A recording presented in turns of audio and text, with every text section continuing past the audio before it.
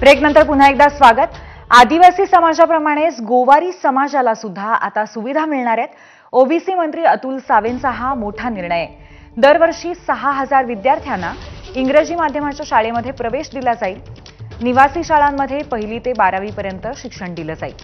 विद्यार्थ्यांचे रेनकोट, भोजन, निवासी खर्च, ट्यूशन फीस, सुरखा अनामत, शिक्षण शुल्क शासन देणार आहे। तसंच गोवारी समाजातील लोकांसाठी 10,000 घरं बांधण्यास सुद्धा मंजुरी देण्यात आली आहे। नवउद्योजकांना कर्ज उभारणीसाठी देखील सरकार मदत करणार आहे। स्टँड अप इंडिया अंतर्गत 75% बँक कर्ज, 10% स्वहिस्सा आणि 15% रक्कम सरकार देणार आहे। स्पर्धा परीक्षा आणि सैन्य भरतीसाठी मूलभूत प्रशिक्षण सुद्धा सरकारतर्फे दिलं जाईल असं कळतंय।